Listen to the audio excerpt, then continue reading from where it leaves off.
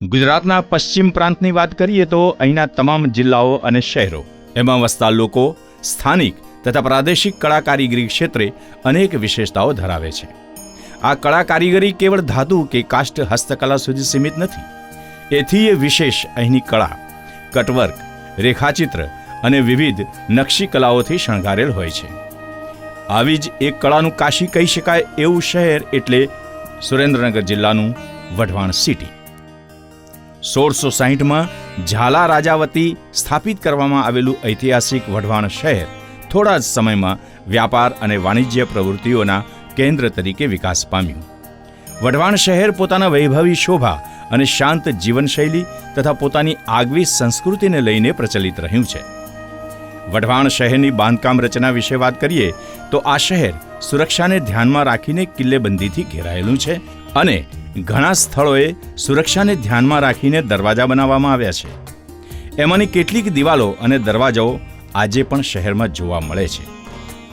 એ વાત ખાસ નોંધનીય છે કે વઢવાણ શહેર હંમેશા શુષ્ક એટલે કે નિર્જળ રહ્યું છે, જેના પરિણામે જ અહીંની પ્રજા પહેલેથી જ કળા અને હસ્તકલા જેવા અર્થ ઉપાર્જનના વિકલ્પો અપનાવી સ્વનિર્ભર રહેતી આવી છે. કપડાને બાંધીને રંગ કરવા એટલે કે ટાઈ ડાઈ, ભરતકામ અને ધાતુ કારીગરી એ અહીંની મુખ્ય હસ્તકલા તરીકે જોવા મળે છે. ટાઈ ડાઈ સ્થાનિક સ્તરે બાંધણી તરીકે જાણીતી કળાની શરૂઆત અહીં બ્રહ્મક્ષત્રિય એટલે કે ખત્રી સમુદાય વતી કરવામાં આવી.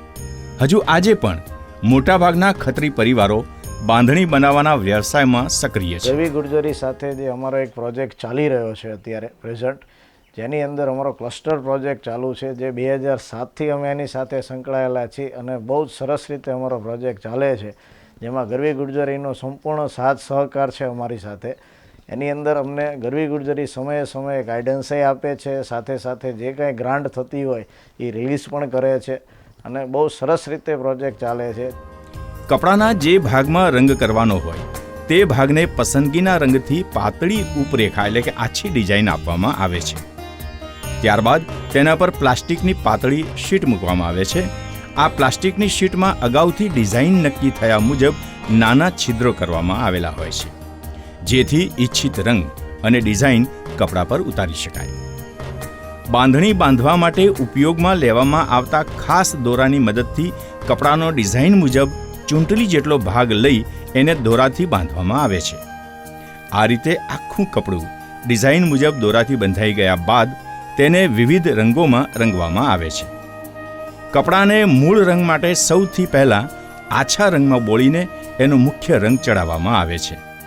ત્યારબાદ આ કપડાને ચોખ્ખા પાણીથી નિતારી, સૂકવી અને ફરી તેથી ઘાટા રંગમાં બોળવામાં આવે છે. આ રીતે રંગ કરવા માટે કપડાના ચોક્કસ રંગ કરવાને ભાગને તે રંગમાં 3 થી 4 કલાક માટે બોળી રાખવામાં આવે છે.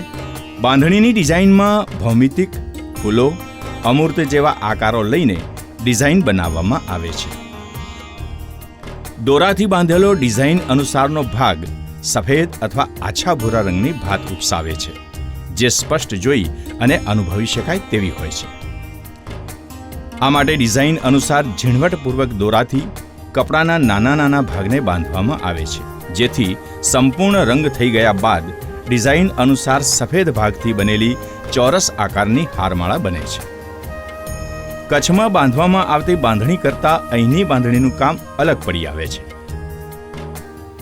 બાંધણી સબ્જેક્ટ એટલો સરસ છે ને કે વઢવાણની અંદર મેન્યુફેક્ચરિંગ છે અને વર્ષોથી આ કામ અહીંયા થાય છે. અમે લોકોએ 50 વર્ષથી આ કામ કરીએ છીએ.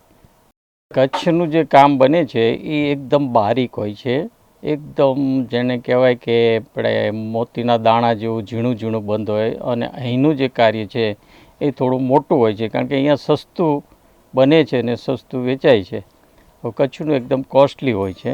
અહીંની મહિલાઓ માટે આ બાંધણી બનાવવાનું કામ આવક ઉપાર્જનનો મહત્વનો સ્ત્રોત છે.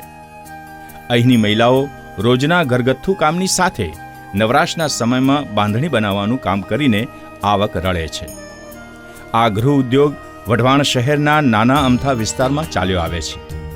ખાંડીની પોળ તરીકે ઓળખાતી નાની શેરી એ અહીં બાંધણી બનાવવાનો મુખ્ય વિસ્તાર છે.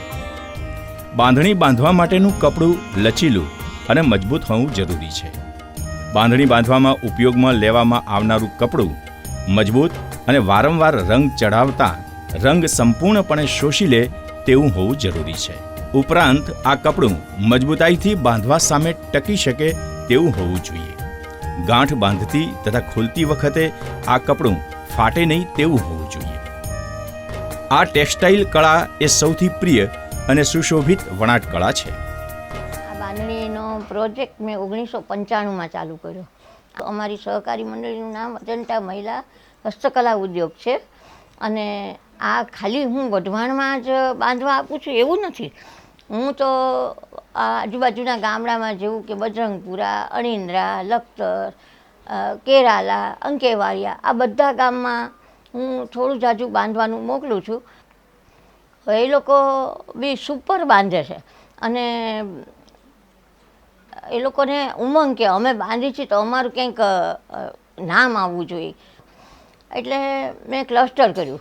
ક્લસ્ટરમાં બધી બહેનો ઘણી વખત સહી કરવા આવવાનો ટાઈમ હોય ન હોય, બધા એકત્ર થઈ શકે, વહેલા મોડા થાય, એટલે મેં એ લોકોનું 51 લોકોનું નામ રાખ્યું. કારણ કે એ લોકો તો આવે જ 100%. આ વઢવાણ ગામમાં 80% લોકો બાંધણીનો ધંધો કરે, બાંધણીના ધંધામાં ઇન્વોલ્વ છે.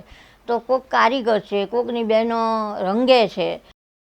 હવે હું આ સહકારી સંસ્થા મેં બનાવીને એટલે બધા કે તમે એકવાર રાજ્ય સરકારમાં આપો. એટલે રાજ્ય સરકારમાં મેં સહકારી સંસ્થા માટે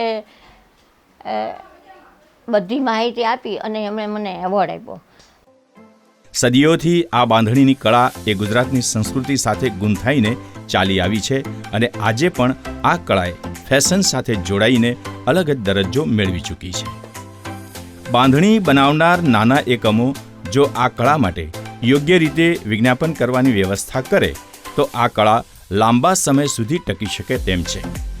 આ બાંધણીના કારીગરોને વિશાળ બજાર પૂરું પાડવા માટે ગુજરાત રાજ્ય હેન્ડલૂમ અને હેન્ડીક્રાફ્ટ ડેવલપમેન્ટ કોર્પોરેશન લિમિટેડ વતી એમના ઉત્પાદનોને ગરવી ગુજરાત જેવા પ્લેટફોર્મનો ઉપયોગ કરી દેશભરમાં પહોંચાડવામાં આવે છે. આ ઉપરાંત વિદેશ સુધી આ કળાને પહોંચાડવા માટે તેને નિકાસકારો સુધી પહોંચાડવામાં આવે છે. GSHHDC વતી ખરીદાર અને વેચનાર તથા બાંધણીના કારીગરો વચ્ચે B2B બેઠકોનું આયોજન કરવામાં આવે છે. રાજ્યભરમાં વિવિધ પ્રદર્શનોનું આયોજન કરીને તેમની કળા કારીગરીને વધુ લોકો સુધી પહોંચાડવામાં આવે છે. ગરવી ગુર્જરી જે એક્ઝિબિશન કરે છે તેનાથી અમને ઘણું બિઝનેસમાં ફાયદો થાય છે અને રિટેલ કસ્ટમરો મળે છે અને બધું સારું કામ થાય છે. વઢવાણની બાંધણી રાજ્ય અને દેશના અન્ય રાજવી પરિવારોમાં તેટલી જ પ્રિય છે અને આ પરિવારો પણ વઢવાણની બાંધણીનો ઉપયોગ પ્રસંગોપાત કરે છે. અહીંના લોકોની કળા સમૃદ્ધિ અને સર્જનાત્મકતા એમના કામમાં જોવા મળે છે. અહીંના પરિવારો પેઢીઓથી આ કામ સાથે સંકળાયેલા છે અને બાંધણીના સુંદર ઉત્કૃષ્ટ નમૂનાઓ તૈયાર કરે છે. આજે પણ તેઓ એમના પરંપરાગત વારસો જાળવીને આ કામને આગળ ધપાવી રહ્યા છે. તેઓ તેમના વારસાને જાળવી રાખવાની સાથે જ તેને આવનારી પેઢી સુધી પહોંચાડવાનું કામ પણ કરી રહ્યા છે.